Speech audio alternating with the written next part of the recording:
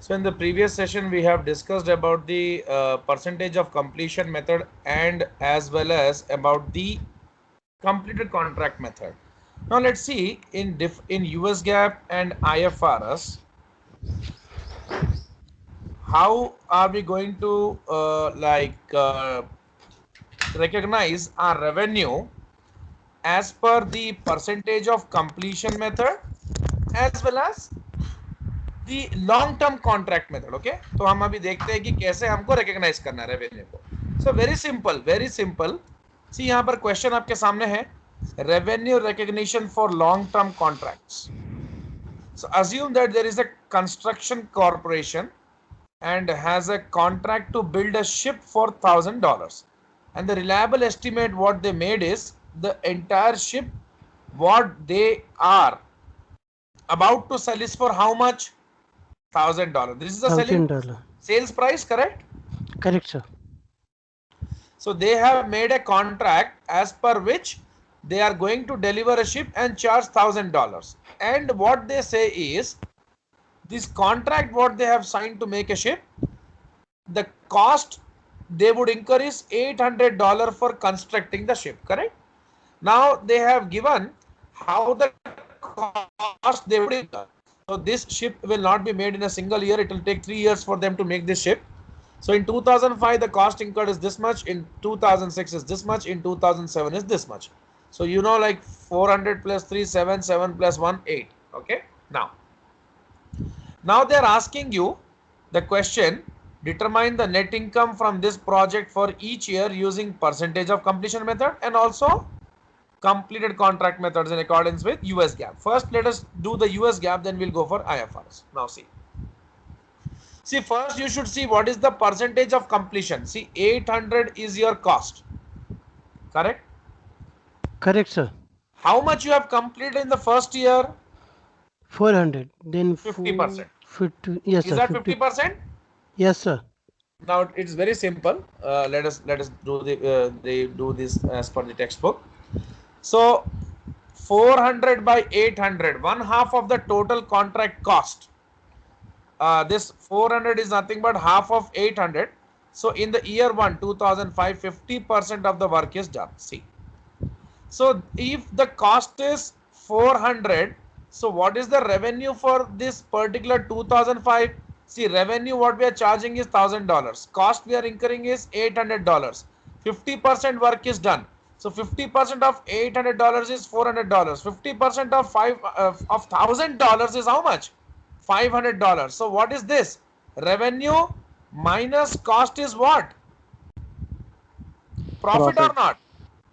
Yes, sir. Please tell me. Yes, sir. Revenue Yes, sir. has Yes, come. sir. Profit. Yeah, it's very simple. Just a second.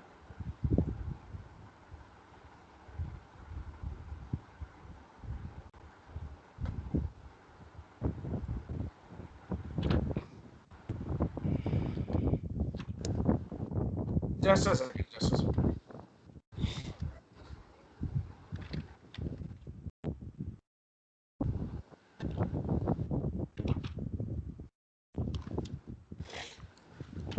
Now, what happened the next year? So, like the first year's revenue is this. 2005's year profit is $100. Now, in the next year, 2006, how much is like the? Just a second.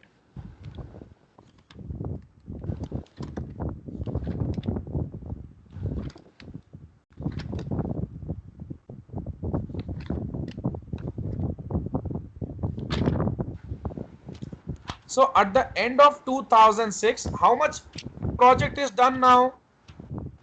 400 50%, sir. plus 300. No, I'm speaking about 2006. Till So 70%, I think so, sir. 700 by 800. It is how much? 87.5. Okay. Yes, sir. It is. Correct? Correct, sir. So 87.5% work is done. Accordingly, if you take your $1,000 revenue, 87.5% of this is $875, and the cost which you have incurred is how much? 1,000. 875, and the cost 400 previously and 300 now, correct?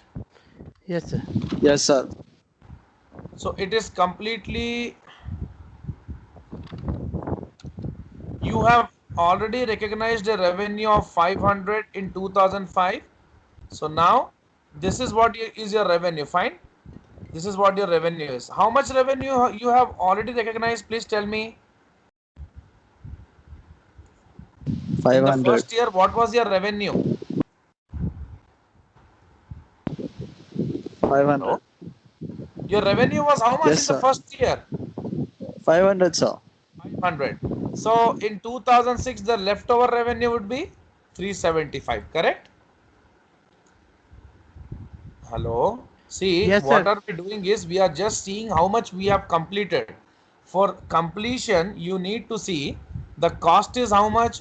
700 for 2006 collectively. What is the total cost of the project? 800. 800. So 87.5 5. percentage work is done. 87.5 percentage, if we apply on $1,000 till 2006, your revenue is 875. But out of that, 500 has already been recognized. So how much you should recognize this year? 375. And what is this year's cost? 300. Correct or wrong? Yes, sir. Correct, sir. What is your profit for the year 2006? 75. $75. Point number 3. 100% of the work is done in the last stage. See, so your revenue is 100%, that is 1000. But you know, out of that, how much you recognized? Out of 500 plus 875 you have already recognized. Please tell me yes or no. Yes, Yes, sir. sir.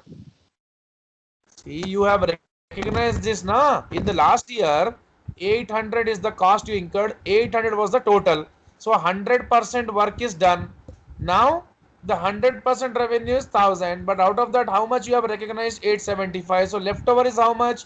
125 needs to be recognized in the year 2007. So what is the cost in 2007? 100. So what is your 100. profit? 25. 25. Finished. Okay. All of you understood or not? Please tell me. Yes, sir. A bit. Everyone? Okay, let's go ahead. So here you can see the revenue in the first year is the 50% of 1000 and the cost is 50% of 800 because here 50% of the work was done. Second year, out of 1000, because second year 700, this 2, 700 by 800 is 87.5%. 87.5% work is done. So the revenue is 875. Out of that, 500 is already been charged. Leftover is 375. And the cost for second year is 300. So your profit is this. Third year, 100% work is done.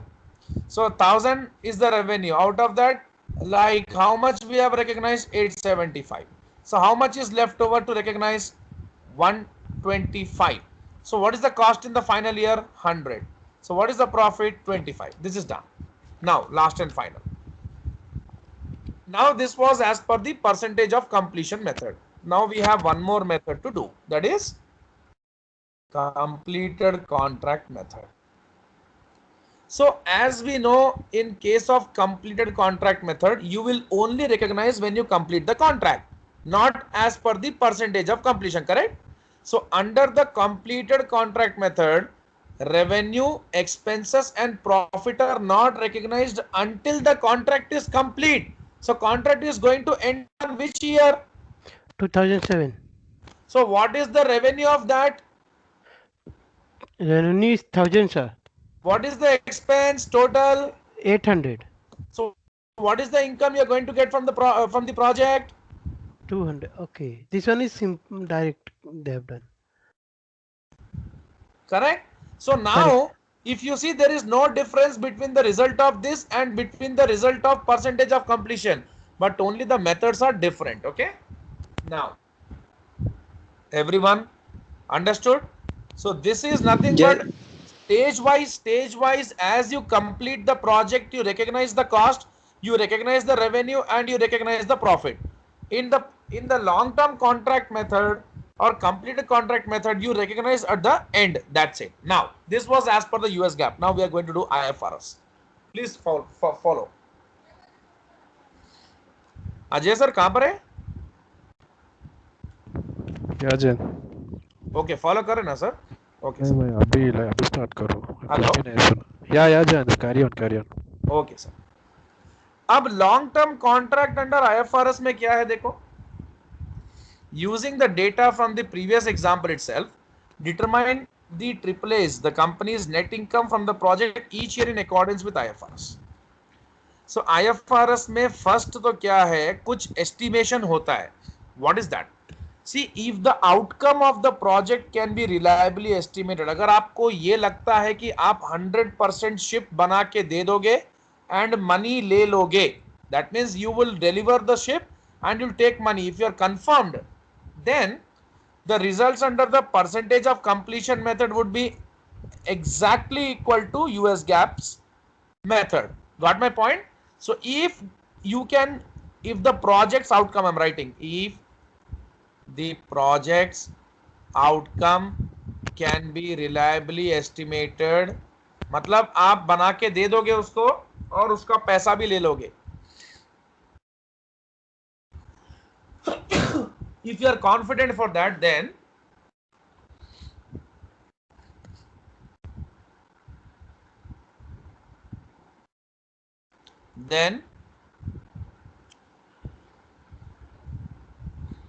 the IFRS and US GAAP, both the cases, you are going to use percentage of completion method. Point number 2. So this is done. We need not do anything in this. Now, if the outcome cannot be estimated, if you don't think that you can deliver, you're not sure, you're not confirmed, there can be some issue, some delay, XYZ anything, revenues would be recognized only to the extent of cost incurred in 2005 and 2006, because you are still not confirmed about the future. You are not able to reliably estimate the outcome. See, here we are not estimating any amount, we are estimating the outcome. We don't know, we are not confirmed whether we will deliver. So the remainder of the revenue and all of the profit is recognized in 2007. Very simple. So what they said, if you cannot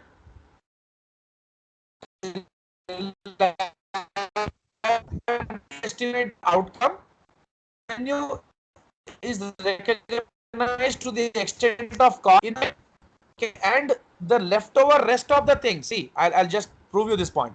Revenues would be recognized only to the extent of cost. So this is the cost you incurred, this much revenue you are recognizing.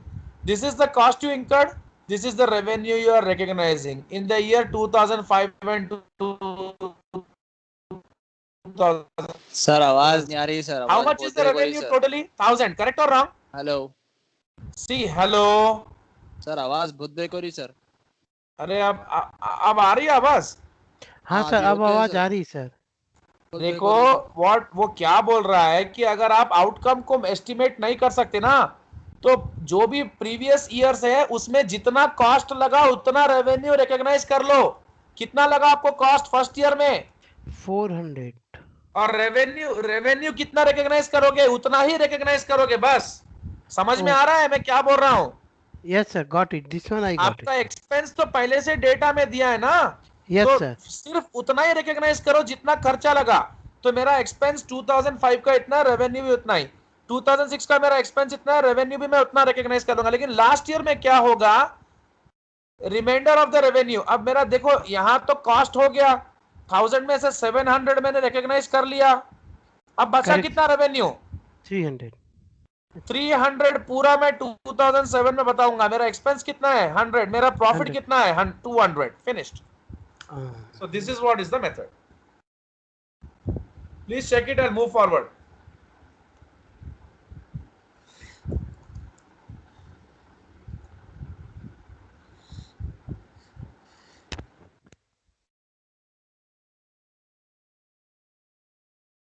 वाले में So now, as compared to the completed contract method, the percentage of completion method is more aggressive. Since revenue is reported sooner, of course. Also, the percentage of completion method is more subjective because it tells you that how much the work is done, that much you are recognizing. Am I right? So, okay, that's all right. Now, let's go for the next method called installment sales. See, you will be coming across installment sales in various walks of life. Like if you purchase a car, if you purchase a bike, motorbike, if you purchase a real estate property.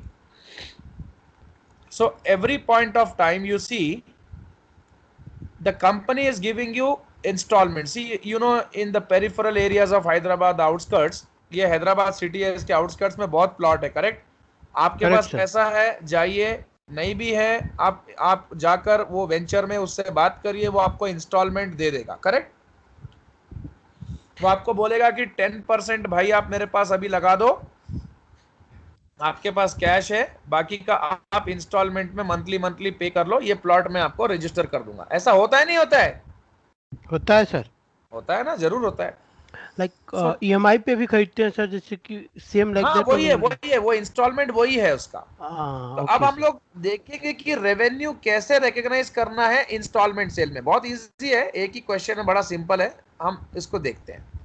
So an instalment sale occurs when a firm finances, यानी ये जो आपको cell वो कर रहा है property का, उसको वो आपको फाइनेंस कर रहा है. मतलब फाइनेंस कर रहा मतलब ये पूरा प्लॉट है, ये 100 करोड़ में वो प्लॉट खरीद लिया, अब इसके छोटे छोटे स्लाइसेस करके वो लोगों को सेल कर रहा है. इंस्टॉलमेंट में बेच रहा है, मतलब he is giving you the chance और opportunity to pay in instalments. He is financing your plot money और not? Please tell me. Yes sir. Yes sir. Finance का मतलब जेब से पहले भर दिया ना उन्होंने, अब आपको पे कर लो बोल रहा, बस उतना ही है. So he is financing the sale and the payments are expected to be received over an extended period. यानी वो आपसे 5 साल में 10 साल में पैसे लेता रहेगा.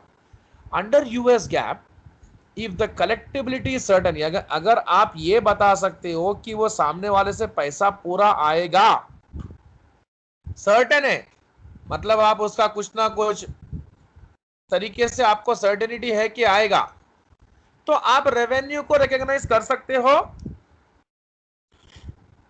Excuse me.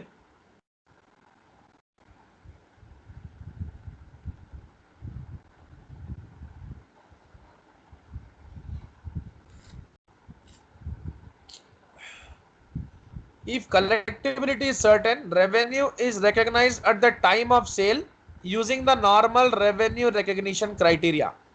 मतलब क्या है? अगर आपको मालूम है कि पूरा पैसा आ जाएगा, that means you have earned it and you are sure that you will receive in the future, so you can recognize that sale as a revenue. यानी आप वो जो सेल का ट्रांजैक्शन हुआ है उसका जो पैसा आया उसको रेवेन्यू के तरह बता सकते हो नॉर्मली. जैसे अपन किसी को सामान बेचते ना और उससे पैसा लेते हैं और उसको काउंटर में पैसा रख देते हैं और अपन सेल बोल के लिख देते हैं, वैसा ही normal. Now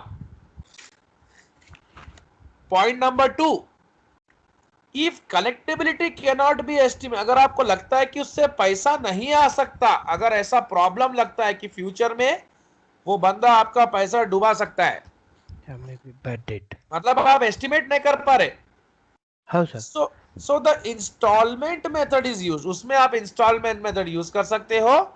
If collectibility is highly uncertain, cost of recovery method is used. Don't worry, हम दोनों के बारे में पढ़ने वाले हैं अभी, टेंशन लेने का नहीं है. So now installment sales कैसा होता मालूम? अगर आप किसी को कोई चीज EMI पे सेल कर रहे, अगर आपको लगता है कि वो पैसा पे कर देगा तो नॉर्मल रेवेन्यू की तरह दिखा देना, फिनिश्ड. अगर वो नहीं देगा बोल के लगता है तो instalment method will come into picture. Which method? Instalment method. अगर लगता है कि बिल्कुल भी कि हाईली अनसर्टेन है तो कॉस्ट रिकवरी मेथड. ओके, अब देखो इंस्टॉलमेंट मेथड में क्या होता है. See, under instalment method profit is recognised as the cash is collected. यानी इंस्टॉलमेंट मेथड में जैसा जैसा आपको कैश कलेक्शन आता रहेगा वैसा वैसा आपका प्रॉफिट आप रिकॉग्नाइज करते जाते. ओके, अब प्रॉफिट क्या है? Very simple, profit is equal to cash collected. Suppose 10,000 का कैश कलेक्ट किया during the period multiplied by the total expected profit as a percentage of sales. तो चलो उससे अच्छा हम यहां आके देखते हैं. First method I am explaining you the installment method. Okay, then cost recovery method we'll see afterwards. So see the data. Assume that BBB Property Corporation, ये एक प्रॉपर्टी लाइक बेचने वाला कंपनी है, एक पीस ऑफ लैंड बेच रहा है $1,000 में. लैंड का जो कॉस्ट है वो $800 है बॉस. अब देखो हमारे को जो कलेक्शंस आ रहे हैं कैश में, see we are speaking about instalment sale method. तो इंस्टॉलमेंट का पैसा आता ना, 2005 में पहली किस्त आ गई, इंस्टॉलमेंट आ गया. दूसरे 2006 में second instalment, third instalment, total instalment आपका कलेक्ट हो जा रहा. नाउ अब आपको जो क्वेश्चन मार्क यहां पर है कि आपका प्रॉफिट 2005, 6, 7 में कितना है. Correct. Now total expected profit as a percentage of sales is 20%. कैसे? 1000 आपका आया बॉस, ये आपका पूरा का पूरा सेल्स कितने का है आपका, कितने में बेचना है आप उसको? हेलो, टोटल 1000 में बेचना है सर. 1000. और आपको ये प्लॉट का कॉस्ट कितना है? 800. टोटल आपका प्लॉट का कॉस्ट 800 निकाल दो. आपका प्रॉफिट परसेंटेज कितना रहेगा? 200. 20%. ये आपका सेल्स, ये आपका कॉस्ट डिवाइड बाय सेल्स. तो आपको पता है ग्रॉस प्रॉफिट नेट प्रॉफिट हम कैसा फाइंड करते हैं? सेल्स माइनस एक्सपेंसेस निकाल देते. करेक्ट. तो हमारे को प्रॉफिट आता है डिवाइड बाय सेल्स इनटू 100 करते. तो वही कर रहे हैं हम लोग. Sales minus the cost divide by sales, we are getting 20% profit. So ये हमारा प्रॉफिट का परसेंटेज है. क्या है बॉस? प्रॉफिट का परसेंटेज सर. अब अपने को प्रॉफिट निकालना है अपना इंस्टॉलमेंट मेथड से. फर्स्ट कलेक्शन कितना है अपने को? 400. इसका 20% क्या रहता हमारा प्रॉफिट फर्स्ट ईयर का. करेक्ट. Yes sir. 80 रुपीस. 80. हाँ. सेकेंड ईयर में क्या होगा? 2006 में सेम 400 इंटू 20%. कितना आ गया 80. प्रॉफिट आपका? 80 सर. और थर्ड ईयर में 2007 में 40. 40 सर. तो ये आपका टोटल प्रॉफिट कितना हो गया? 200. फिनिश्ड. Yes sir. ये हम लोग को पहले से मालूम है 1000 माइनस 800 करे तो 200 ही आता. लेकिन हम लोग को जैसा कलेक्शन आ रहा वैसा अपना प्रॉफिट परसेंटेज उसके ऊपर अप्लाई करके अपना एवरी ईयर का प्रॉफिट देख ले रहे. That's it. अब नेक्स्ट मेथड आपका जो है that is cost recovery method. Very simple. जैसे जैसे कॉस्ट रिकवर हो रहा वैसा वैसा दिखा देंगे. देखो अंडर कॉस्ट रिकवरी मेथड आपके कलेक्शंस जो 2005-6 में आ गए ना, आ गए कि नहीं? हाँ सर. तो आपका कॉस्ट कितना है पूरा? 800 सर. आपको 800 फर्स्ट है ईयर सर. में कितना पैसा आया? 400. सेकेंड ईयर में कितना पैसा आया? 400. पूरा का पूरा कॉस्ट रिकवर हो गया. हो हो गया सर. तो बचे से प्रॉफिट कितना? 200. खत्म. ओके. ना अंडर IFRS, अब IFRS का थोड़ा केस अलग है, थोड़ा समझो उसको क्या करना है. Under IFRS the discounted present value of the instalment payments. अब ये बहुत लोगों को ये समझ में नहीं आएगा कि discounted value of instalment payments क्या है. तो देखो मैं आपको बताता हूँ. अब जैसे आपका पेमेंट क्या आ रहा है इंस्टॉलमेंट का? 400, 200, ये आपके पेमेंट्स है. ठीक है. सो IFRS के हिसाब से आपको क्या करना है? इनको डिस्काउंट करके लाना है. आज के हिसाब से आज के दिन इसकी वैल्यू क्या रहेगी? ये आपको 2005 में आ रहा, 2005 के एंड में लेकिन हमको क्या देखना है कि 2005 के बिगिनिंग में ये 400 की वैल्यू क्या रहती, इसकी ये 2006 के एंड में आ रहा, इसकी वैल्यू 2005 के बिगिनिंग में क्या रहती, इसकी वैल्यू भी 2007 के एंड में आ रहा आपको ये पैसा, इसकी वैल्यू आपको 2005 के बिगिनिंग में क्या रहती, ये अपने को फाइंड करना है। तो कैसे फाइंड कर सकते हैं अपन, डिस्काउंट करके, ठीक है ना। आप डिस्काउंट किस पे करेंगे, ये आपका दिमाग यहां पर आपको बहुत वो हो रहा कंफ्यूजन। तो उस टाइम पे ये 2005 में मार्केट में जो इंटरेस्ट रेट चल रहा, इंटरेस्ट रेट मतलब अगर आप कोई लोन लेने गए फॉर एग्जांपल, अब देखो प्लीज मेरा बात ध्यान से सुनो, ये जो है ये इंस्टॉलमेंट सेल है कि नहीं है? Yes sir. इंस्टॉलमेंट सेल को कौन फाइनेंस करा आपके लिए? फिनेंशियर। कंपनी करा ना, वो जो कंपनी हाँ, से आप प्लॉट लिए, करेक्ट और रॉन्ग? Yes sir. अरे भाई अच्छा ठीक है सुनो, ये मेरा रियल एस्टेट का पूरा एक बहुत बड़ा प्लॉट है। आप मेरे पास आए, बोले सर मेरे को रियल एस्टेट आपका प्लॉट में इन्वेस्ट करना है। मैं बोला ठीक है भाई कर लो। बात ये हुई कि मैं आपको बोला कि दो ऑप्शन है आपके पास, एक हम आपको लाइक प्लॉट दे देंगे इंस्टॉलमेंट के ऊपर, एक्सक्यूज मी,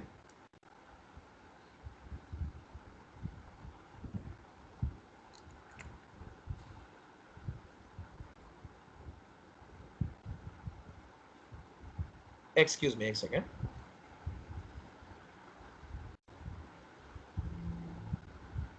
एक सेकेंड देना मेरे को प्लीज, एक सेकेंड, ना अभी आ रहा हूं।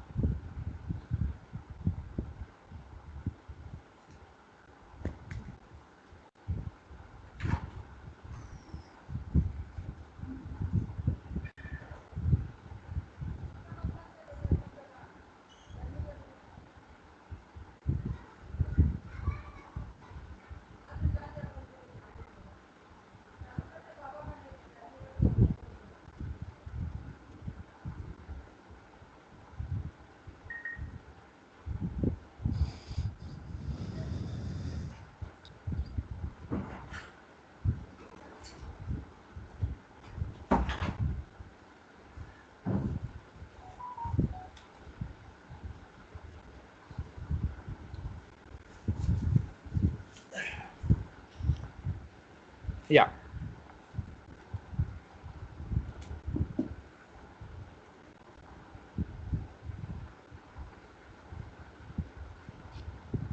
so what I was saying is कि like this value, these are the cash flows we are going to receive in the future, इसका प्रेजेंट वैल्यू आज फाइंड करना है। How will you find?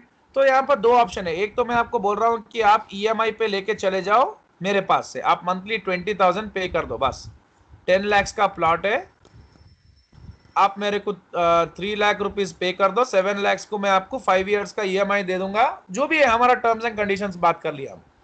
दूसरा ऑप्शन क्या है, अगर आपको ईएमआई पे नहीं होना तो, क्योंकि हम जो है आपको दो ऑप्शन, मतलब हमारे पास एक तो ईएमआई ऑप्शन भी रह सकता, और कुछ कस्टमर को हम ईएमआई ऑप्शन नहीं देते। क्यों नहीं देते बोलते, उस पर भरोसा नहीं है हमारे को। समझ में आ रहा? हेलो हाँ सर। हाँ सर। भाई कुछ कस्टमर दे देते ना, उसका प्रोफाइल अच्छा रहता, कुछ कस्टमर नहीं देते, सताते, तो हम बोलते कि आप बाहर मार्केट से लोन ले लो भैया, बैंक से लोन ले लो। अब बैंक से लोन लिए तो बैंक का आपको डेफिनेटली इंटरेस्ट चार्ज करता। हाँ सर, कटता सर। तो वो जो इंटरेस्ट आप बैंक को पे करोगे, उसी को आप यहां पर डिस्काउंट फैक्टर ले लो प्रेजेंट वैल्यू फाइंड करने के लिए। मतलब अब ये 400 जो आप पे कर रहे हो, इसमें आपका इंटरेस्ट छुपा हुआ है कि नहीं है? बॉस आप जो ईएमआई पे करते हो, ईएमआई क्या रहता है? EMI is a combination of what? Interest plus portion amount of also. Principal and sum and interest, correct और रॉन्ग? Correct sir. तो मैं क्या करूंगा, इसमें से वो इंटरेस्ट हटा दूंगा बस, और इसका जो वैल्यू आज के डेट होगा वो देख लूंगा। तो मैं क्या करूंगा, सपोज मार्केट में इंटरेस्ट रेट चल रहा है 8%, तो 1 plus 0.08 whole power 1, 1 plus 0.08 whole power 2, 1 plus 0.08 whole power 3। अब आप मेरे को एक काम करो, इसकी वैल्यू बताओ कितना आ रहा। साइमा एंड सफवान एंड अभय, आप लोग को ये कॉन्सेप्ट नहीं हुआ है, आई अंडरस्टैंड। लाइक मैं डेफिनेटली कैपिटल बजटिंग कराऊंगा आपको। सर अजय सर, आप बताओ कितना आ रहा value, what is the present value of the entire payments today? एक मिनट कैलकुलेट करना। या हेलो, क्या Jain calculating just a second. हाँ हाँ ओके सर।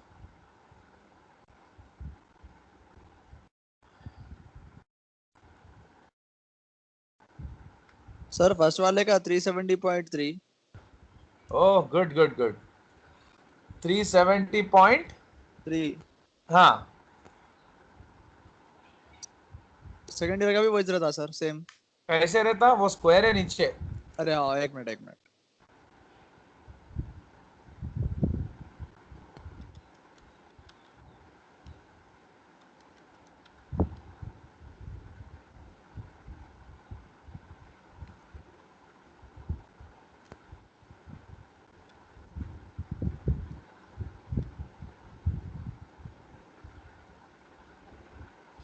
$342.935. 158.6। Hello, sir. हाँ हाँ मैं लिख दिया। Okay.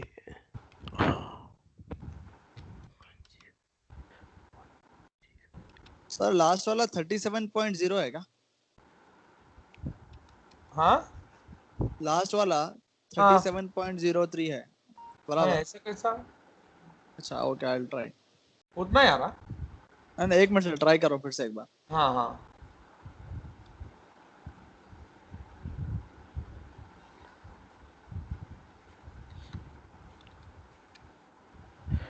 317.532. नहीं, ये 158 पॉइंट कुछ आता। 1.08. सर 61.72। एक सेकंड एक सेकंड। 61.72। एक second Salman. Okay sir.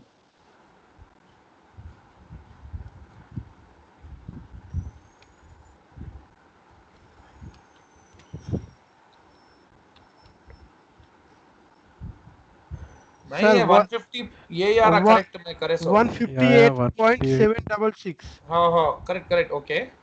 158.766448. I got, sir. ये पूरा आपको मिला के हो रहा है 872.00, ठीक है ना? करेक्ट और रॉन्ग? हेलो, या जैन अब यहाँ पर आओ, under IFRS discounted present value of the installment payment. So discounted present value of installment payments is 872.001 is recognized at the time of sale. ये सेल जब करेंगे ना वो लोग, जो भी आपको सेल करेंगे कंपनी, इसको रिकॉग्नाइज करेंगे। The difference between the instalment sale payments, जो आप करें, कितना करें इंस्टॉलमेंट सेल पेमेंट्स? 800, 772 some.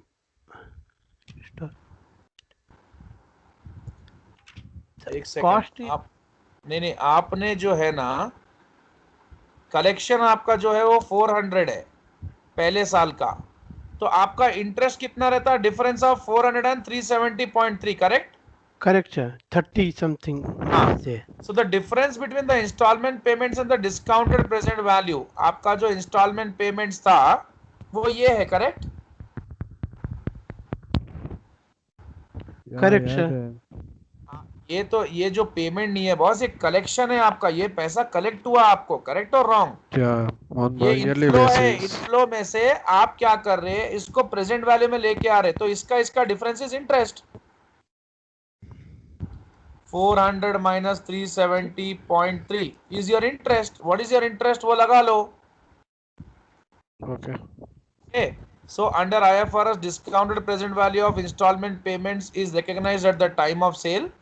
यानी आपका जो भी मतलब सेल वो लोग किए आपको, वो कितने में किए आपको? 870 कितने में सेल किए? 872.07. 872 में आपको लैंड बेच दिया आपको वो, correct? Correct, sir. So total is 72 rupees they have means वो हाँ, आपको वो इंटरेस्ट पेमेंट करे, करेक्ट? okay. लैंड कितने का था वो? 800 cost of the sir. Land कितना है? 800 sir. Land was 800. तो आपको कितने में बेचे वो लोग? 872 में बेचे, correct? Correct sir. That's it. Oh, so Jayant ये टॉपिक मतलब सर ये 872 क्या है सर? ये पूरे जो कलेक्शन हम किए उसका प्रेजेंट वैल्यू इंटरेस्ट कट करके। अच्छा भाई 800 रुपए का लैंड है ना हमारा, हाउ हाउ 800 रुपए का लैंड हम कितने में बेचते बोले आपको? 1000 में बेचते बोले। हाँ, तो लेकिन अब आईएफआरएस के हिसाब से क्या हो रहा, आईएफआरएस क्या बोल रहा, ऐसा नहीं करना जैसा आप ऊपर बता रहे, मेरा मेथड अलग है बोल रहा। वो बोल रहा कि आप ये जो भी पेमेंट आपको मिल रहा ना इंस्टॉलमेंट का, उसको सर। डिस्काउंट करके प्रेजेंट वैल्यू पे लेके आओ। प्रेजेंट वैल्यू पे लाए तो कितना हो रहा उसका प्लॉट का कॉस्ट, प्लॉट का वैल्यू 872. कितना हो रहा आज की डेट में? 872 आप कितने में बेच दिए? 800 800 में तो फिर कितने का प्रॉफिट कमा लिया हाजी साहब? 72. वो आपका नेट प्रेजेंट वैल्यू है। क्या है वो? Net Net present present value. value. That's it. Okay और ये जो 1000 है ना, ये 1000 जो है इसमें इंटरेस्ट विंटरेस्ट मिला के 1000 है पूरा। वो समझ में आ रहा है आपको? हाँ सर। और जो 872 आज की डेट में जो प्रेजेंट वैल्यू है ना, वही फ्यूचर में 1000 बनेगा बॉस। तो ये Okay. कोई भी चीज, मेरा बात ध्यान से सुनो, प्रेजेंट जी सर। 872 प्रेजेंट वैल्यू है। आप जो है आपको इतने में पड़ा प्लॉट, आज की डेट में आप क्या करें, जो फ्यूचर में मिलने वाला है उसका आज की डेट में वैल्यू इतना हो रहा बता रहे आप। फ्यूचर में आपको 400 400 300 ये ऐसे करके पैसे आने वाले हैं। तो इनको डिस्काउंट करके आप क्या करें, present value of cash inflows निकाल लिए। ये आपका present value of cash outflow है, यानी आपको प्लॉट जो पड़ा इतने में पड़ा, कॉस्ट इतना है आपके लिए, करेक्ट और रॉन्ग? Yes sir. ये आपका इनफ्लो है। इनफ्लो हाँ। माइनस आउटफ्लो इज 72 आपका present value, net present value, ये आपका बेनिफिट है। और ये Okay. जो पूरा का पूरा 1000 का जो कलेक्शन है ना, ये 1000 का कलेक्शन, ये जी सर। 1000 माइनस 872 करे तो वो इंटरेस्ट रहता आपका, क्योंकि आपका फ्यूचर वैल्यू कितना है बॉस? 1000 आपका प्रेजेंट वैल्यू कितना है? 872। तो डेफिनेटली ये प्रेजेंट वैल्यू को इंटरेस्ट ऐड करे तो ही वो फ्यूचर वैल्यू होता ना। हाँ सर बराबर। तो ये जो बाकी इंटरेस्ट जो है वो सामने वाले को खर्चा लगा हुआ उतना ही है, आपको इतने में पड़ गया प्लॉट। Okay sir. मतलब अच्छा। इंटरेस्ट के कितने ले रहे अपन और उसका अपन ने वो प्रॉफिट कितना और अपने को ऐसा अपन बस बस बस डिस्टिंग्विश कर रहा है दोनों को। बस। So if the outcome of the project can not B, अगर आपको आउटकम नहीं मालूम है तो आप क्या करेंगे, कॉस्ट रिकवर मेथड से कर लेंगे, same like US gap. Okay, now अब नेक्स्ट जो पॉइंट है आपका बार्टर ट्रांजैक्शन। बार्टर ट्रांजैक्शन का मतलब क्या? मैं आपको राइस देता हूं, आप मेरे को वीट दे दो, Exchange ये of good बार्टर in है, place correct? of exchange of. Yes sir. So barter में क्या होता, आप एक्सचेंज करते दो चीज, दो goods. So in barter transaction और non monetary exchange, two parties exchange goods और services without cash payment. A round trip transaction involves the sale of goods to one party with the simultaneous purchase of almost identical goods from the same party। यानी हम क्या करते, round trip transaction का मतलब क्या है, हम एक पार्टी को सेल कर देते गुड्स और फिर क्या करते, साइमल्टेनियसली उससे परचेस भी कर लेते। समझ में आ रहा? Yes sir. I know this. सो हम उसको बेचे 100 रुपए का माल, उससे 100 रुपए का माल खरीद भी ले रहे, तो इसमें अपन एक्सचेंज कुछ नहीं कर रहे, 100 रुपए देके 100 रुपए का गुड्स ले रहे, करेक्ट? Yes sir. हाँ sir. So sale of goods to one party with simultaneous purchase of almost identical goods from the same party. So the underlying issue with, अगर मतलब ये transactions में revenue कैसे बताना, ये बहुत बड़ा question mark है। तो देखेंगे क्या करना है। So the underlying issue with these transactions is whether revenue should be recognized. So late 1990s में क्या हुआ था, several internet companies increased their revenue significantly by buying equal values of advertising space on other websites. तो क्या हो रहा था 1990 में, बहुत सारे ये इंटरनेट कंपनीज है ना, वो लोग का रेवेन्यू कैसे जनरेट हो रहा था, by buying equal values of advertising space on each other's websites. यानी ये दूसरे के वेबसाइट में भी अपना खुद का एडवर्टाइजमेंट दिखा रहे, करेक्ट और रॉन्ग? करेक्ट हाँ सर। सर। भाई देखो, मैं एक मेरा इंटरनेट कंपनी है। अब मेरे कंपनी में मैं मेरा भी ऐड दिखा रहा हूँ, दूसरे का भी ऐड दिखा रहा हूँ, दूसरे वाले में दूसरा वाला मेरा भी ऐड दिखा रहा, उसका भी दिखा ले रहा। तो उससे क्या हो रहा, हमारा रेवेन्यू बहुत इंक्रीज हो रहा, करेक्ट और रॉन्ग? Yes sir. क्योंकि मैं उसके वेबसाइट पे एडवर्टाइजिंग स्पेस खरीद लिया। अब अकॉर्डिंग टू यूएस गैप वो मेरे में भी दिखा रहा, मैं इसके में भी दिखा रहा, ये बार्टर चल रहा हमारे में, एक्सचेंज कर ले रहे हम लोग। समझ में आ रहा? हाँ सर। क्या समझ में आया? हाँ सर। ये कंपनी ए है, ये कंपनी बी है, ये इसके उस प्लेटफॉर्म पे अपना एडवर्टाइजमेंट कर रहा है, ये इसके प्लेटफॉर्म पे कर रहा। दोनों बोल रहे हैं हम दोनों एक दूसरे के प्लेटफॉर्म में कर रहे ना, कहीं कुछ अपने को कुछ एक्सचेंज करने का क्या, मैं तेरा एडवर्टाइजमेंट कर लूंगा, तू मेरा कर ले ना। तो उससे क्या हो रहा था, इनको खर्चा तो कुछ नहीं दिख रहा, लेकिन ये लोग बता रहे बहुत रेवेन्यूज, क्योंकि एडवर्टाइजमेंट से इनको सेल्स बढ़ रहा। So according to US GAAP, revenue from barter transactions can be recognized at fair value only if the firm has historically received cash payment for such goods and services and can use this historical experience to determine fair value. यानी अगर हमको barter transactions अगर कभी करते हैं तो ऐसे ही transaction का पहले अगर हम किसी से कैश एक्सचेंज करके करें तो कितना वैल्यू में करें, वो वैल्यू में करना। अब जैसे हेलो, ये कंपनी ए है, ये कंपनी बी है, ये इसके एडवर्टाइजमेंट ये कर रहा, इसका एडवर्टाइजमेंट ए कर रहा, ए का बी कर रहा, बी का ए कर रहा, ठीक है। अब ये लोग क्या बोल रहे हैं, ये तो बार्टर हो गया, लेकिन अगर यही एडवर्टाइजमेंट अगर ए XYZ कंपनी से करा है तो इसको कितना पेमेंट करता, सपोज $100, तो वो $100 इसको जो पेमेंट वो करेगा, करेक्ट और रॉन्ग? हेलो। हाँ सर। तो सेम वो इससे चार्ज करेगा कि नहीं करेगा, उतना ही करना चाहिए कि नहीं करना चाहिए? हाँ करना चाहिए यस सर। तो सर। वही उसका रेवेन्यू उन्होंने बैलेंस अपने इनकम स्टेटमेंट में बता लेना। मतलब जो मार्केट में वैल्यू चल रहा, जितना तुम किसी और को पे करते थे वो तुमसे चार्ज करता था, उतना ही इक्विवेलेंट अमाउंट का आप रेवेन्यू बता लेना। क्योंकि अगर आप किसी को उतना पे कर रहे तो आप सर्विस बेचे तो आपको भी उतना मिलना, करेक्ट और wrong? Yes sir. Yes sir. Same amount. अगर सपोज फेयर वैल्यू नहीं मिल रहा, उस चीज का फेयर वैल्यू नहीं मिल रहा, सो otherwise the revenue is recorded at carrying value of the asset value surrendered. तो अगर क्या होता है, अगर मैं कोई गुड्स एंड सर्विसेज, सपोज ये हम लोग, ये ए कंपनी और बी कंपनी है, ये राइस और ये इसको राइस देता, ये इसको वीट देता। अब ये राइस का कॉस्ट मेरे को मालूम है कितना है मार्केट में। सपोज मैं इसको जो राइस बेच रहा हूँ 100 kgs, वो 100 kgs का जो राइस है मार्केट में 2500 में मिल रहा, और जो वीट है मार्केट में 100 kgs, सपोज वो भी इक्विवेलेंट कुछ 2800 रुपीज में मिल रहा, एग्जाम्पल।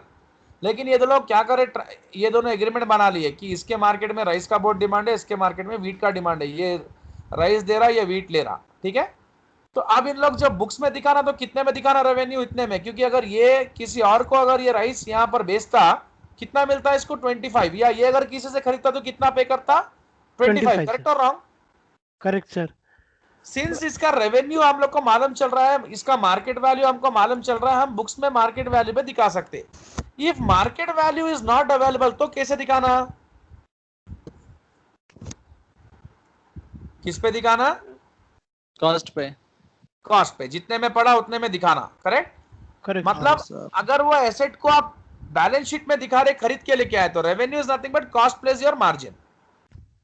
अगर वो मार्जिन आप जो भी ऐड करके उसको ऐड करके किसी को बेच रहे तो मार्जिन ऐड करके बता देना बस। मतलब ये आपका फिर हो जाता सेल्स वैल्यू, ठीक है। Under IFRS, revenue from barter transaction must be based on fair value of the revenue from similar non-barter transactions with unrelated parties. मतलब ये सिंपल बोल रहा, IFRS बोल रहा कि भाई अगर तुम ए और बी दोनों आपस में कोई गुड्स एक्सचेंज कर रहे, तुम उसको राइस दे रहे हो, उससे वीट ले रहे, तो हमको कोई प्रॉब्लम नहीं है। यही राइस का अगर तुम किसी थर्ड पार्टी को बेचते जिससे तुम बार्टर नहीं कर रहे, कितना लेते? वो ए बोलता 2500 रुपए लेते बॉस 100 केजीज का, बस आप उतने में बता लो अपने बुक्स में रेवेन्यू। समझ में आया? हेलो? हाँ सर, ये तो हाँ सर। That's it. अब यहां पर gross and net reporting of revenue. देखो ग्रॉस एंड नेट बहुत सिंपल होता है। ग्रॉस का मतलब क्या होता है बॉस?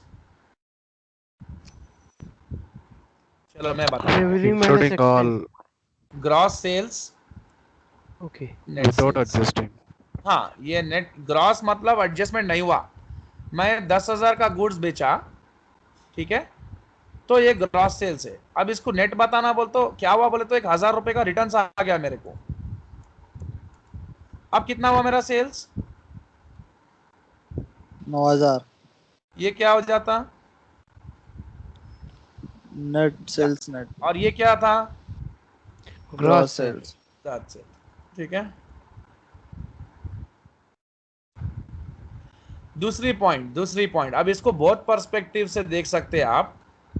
अब आप एक फ्लैट है आपका, 10 लाख में बेचने के लिए निकले। आप एक फ्लैट आप बेच रहे मार्केट में, तो लोग बोले कि मैं आपको 10 लाख रुपीस पे करता हूँ, लेकिन आप क्या करें, किसी एजेंट को दे दिए ये बेचने के लिए। एजेंट बोला मेरा 1% कमीशन, मेरा 10% कमीशन, 1 लाख काट लो, ये आपका ग्रॉस रेवेन्यू, ये कमीशन निकाल लिया। जहां पर एजेंट हायर करते हो वहां पर एक्सपेंस भी होता कि नहीं होता? होता सर, कमीशन एक्सपेंस। तो ये 9 लाख आपका नेट रेवेन्यू। ठीक है, चलो ये एग्जांपल पढ़ लो एक बार।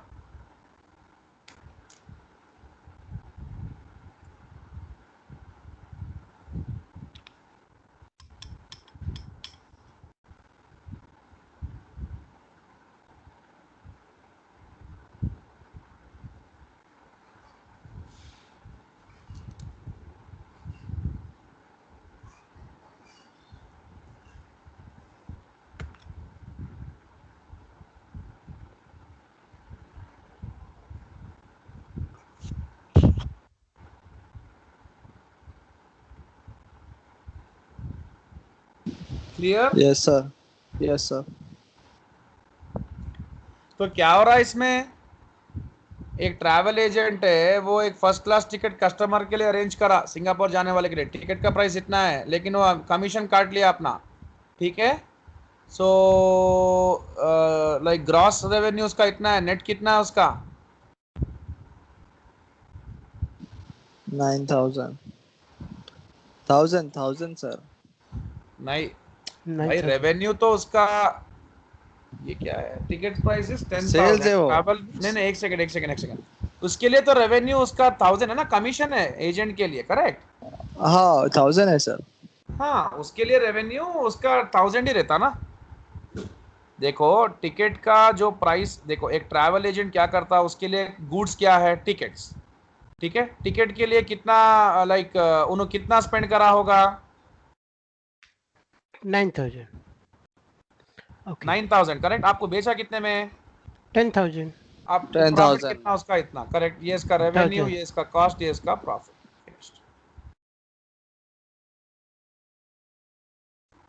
ये तो हो गया आपका। आपको मैं कुछ होमवर्क देता हूं, आज घर पे करो। नहीं, थोड़ा टाइम है और कर सकते हैं।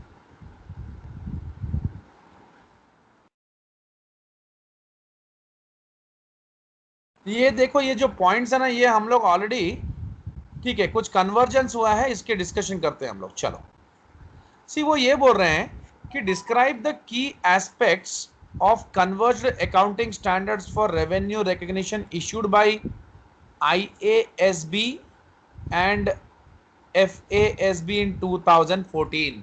2014 में कुछ इन लोगों ने कुछ कन्वर्जेंस किया।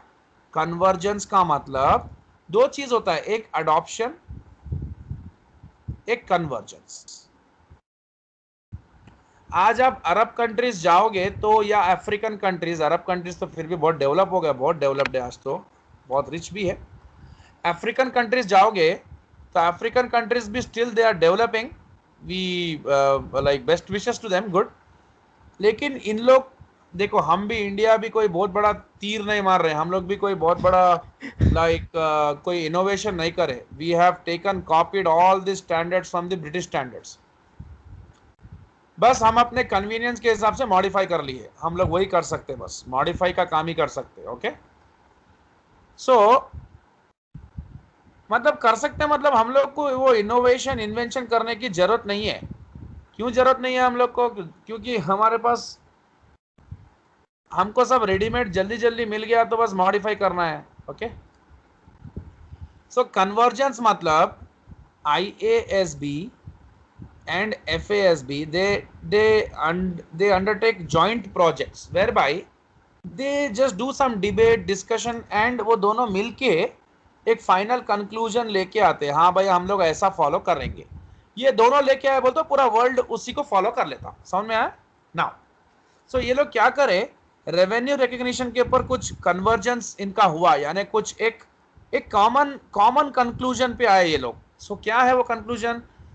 अब ये पूरा हिस्ट्री रहता मई 2014 IASB एंड ये आप लोग को रीड करने का चीज है एक्चुअली, बट ठीक है, हम लोग नीचे सिर्फ कन्वर्ज पॉइंट्स पे जाते हैं। तो कन्वर्जेंस क्या हुआ मालूम है? जो हम लोग फर्स्ट क्लास में डिस्कस करे वही है।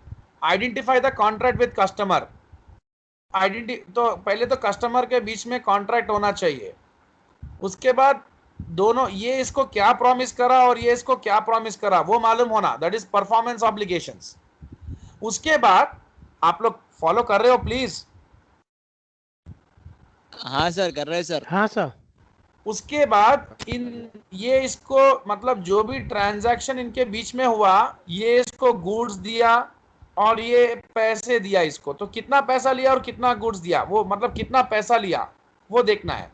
अब ये transaction price, allocate the transaction price to the performance obligation in the contract, यानी ये ट्रांजैक्शन प्राइस जो इसने लिया है उसके हिसाब से इसको फुलफिल करके देना है। एंड जब ये फुलफिल करके दे देगा, प्रॉमिस फुलफिल कर देगा, तो ये उसको रेवेन्यू के तौर पे रिकॉग्नाइज कर लेगा। सिंपल है भाई। ए और बी दोनों कॉन्ट्रैक्ट बना लिए, बी बोला मैं तेरे से राइस खरीदता हूँ, ए बोला मैं तेरे को डिलीवर करूंगा, तो ये ए का परफॉर्मेंस है राइस डिलीवर करना, बी का परफॉर्मेंस है पे करना। ट्रांजैक्शन प्राइस 1000 रुपीज चार्ज कर रहा, 1000 रुपीज का जो लाइक चार्ज कर रहा उसके हिसाब से उसको गुड्स भी दे दिया। अब जो पैसे लिया और गुड्स उसको दिया, उसका ये जो भी पैसे लिया है उसने उसको रेवेन्यू बता देगा, दैट्स इट। तो ये ठीक है, ये तो कोई मतलब बहुत बड़ी बात नहीं है, आप इसको रीड करोगे तो भी आपको समझ में आ जाएगा, कोई पॉइंट नहीं है ग्राउंड ब्रेकिंग। यहां तक फिनिश करो आप, कल हम लोग यहां से जाएंगे general principles of expense recognition, ठीक है ना? कल हम लोग ये फिनिश कर देंगे।